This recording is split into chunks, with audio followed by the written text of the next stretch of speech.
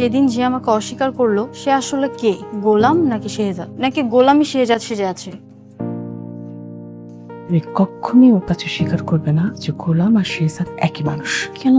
Very simple. এই মেয়েটা গোলামকে শেহজাদ ভেবে বারবার ওর কাছে আসতো। কি শেহজাদ চিনতে পারবে না, ওর ব্রেনে চাপ পড়বে। ডাক্তার কি বলেছে, এই মুহূর্তে শেহজাদের ব্রেনে কোনো রকম চাপ দেওয়া যাবে না। বিষয়টা তুমি হ্যান্ডেল করো। ঠিক আছে, ঠিক আছে।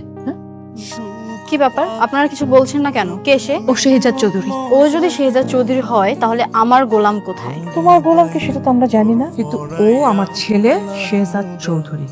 ঠিক আছে, বুঝতে পেরেছি, ভাবির এক্স হাজবেন্ড, তাই তো? কিন্তু আমার প্রশ্ন হচ্ছে, সে যদি শেহজাদ চৌধুরী হয়ে থাকে তাহলে আমার গোলাম কোথায় গেল সেটা আমরা কি করে জানবো? বারবার তুমি একই কথা কেন জিজ্ঞেস করছো আমাদের? বললাম না আমরা কিছু জানি না। ঠিক আছে, আমি দেখছি। বাই দা ওয়ে, আপনি তো এখন আমার ভাইয়ের স্ত্রী, তাহলে আপনি এই বাড়িতে কি করছেন?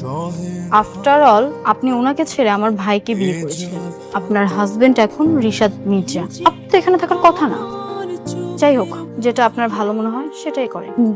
দেখেন ভাবি, আমি আবারও বলছি, আমার গোলাম কোথায়? আমি জানি না। ঠিক আছে, আমি নিজেই খুঁজে বের করবো। আসতে পারো বৌমা, তুমি চিন্তা করো না, আমি আছি তো। প্লিজ আব্বা, আমরা চলে যাই। হ্যাঁ, আর দেখিস পয়সাটা ওই পয়সাটা কি আর হয়? আমি তোকে কইছিলাম যে আমার বিয়ে তেমন লাগবো না, আমি বিয়ে করুম না। মানুষের কাছে এভাবে টাকা চাওয়া।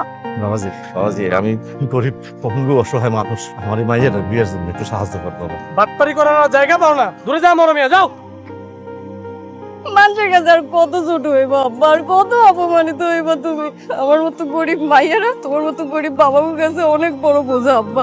আমি মইরা যাব, আমি আমার এই জীবন রাখবো না। আমি যদি মইরা যাই তাহলে তুমি আমার বিয়ে নিয়ে আর চিন্তা করবো না। ওই কথা কয় না মা, ওই কথা কয় না, ওই কথা কই না। না, আমি আমার এই জীবনে রাখুন, আমি মইরা যাবো, আমি মইরা যাবো।